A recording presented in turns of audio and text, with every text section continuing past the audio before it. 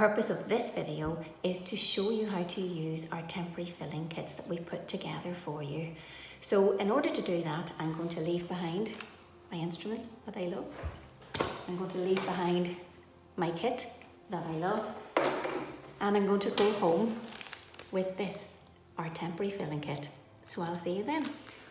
Okay, I'm at home now with my temporary filling kit. And inside the kit is a sealed package and a pair of gloves. Now we put the gloves in case it's somewhere awkward in your mouth and it's very hard for you to do for yourself, and it just means that somebody can wear these if they're doing it for you, and it's much more hygienic.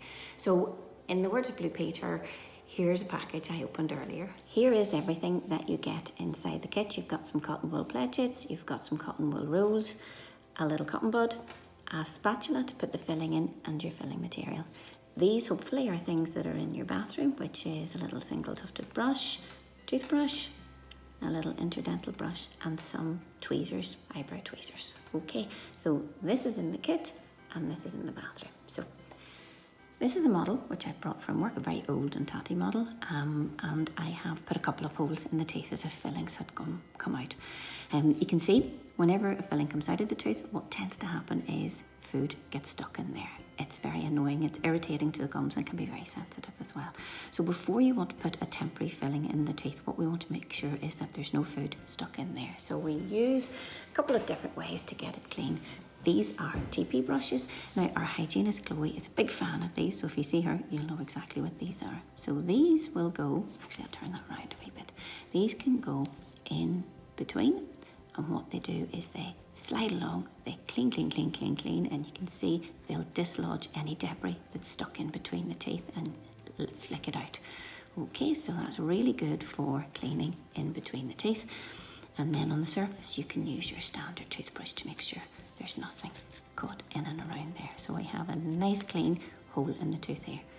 The other side here, this is a smaller hole which can really trap everything, bits of meat and little bits of orange. So this is a single tufted brush. Now Chloe again is a big fan of these, and if you put it in, it's really good at removing debris from small areas.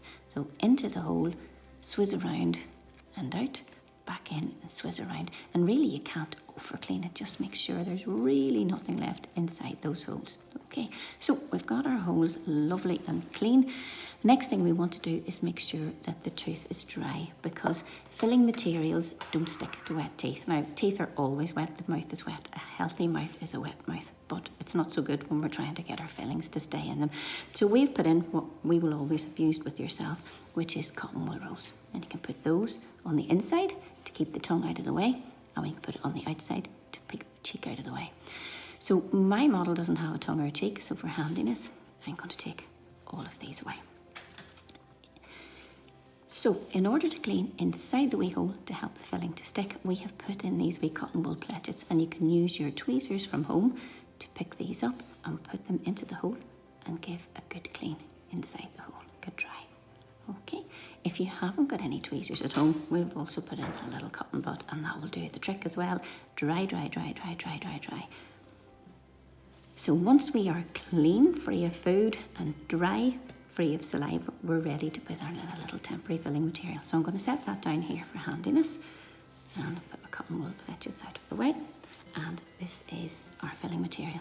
So you can roll it between your fingers, it's nice and soft and it's bendy, but when it goes into the tooth and comes in contact with saliva, it hardens up and it forms a really good temporary filling. So have a look in your mouth, or if somebody's doing for you, get them to have a look and measure up how much filling material you might need. Now we've put quite a lot in each pack, so you'll have loads and loads to spare. So for this one, I think I probably need about that much, so I'm going to roll my sausage out, put it down, and take off the other side about this much. Okay, so I have that on my spatula, and I'm going to put that into my hole, and I'm going to give it a wee push into place. So we'll give it a wee push and a smooth into place.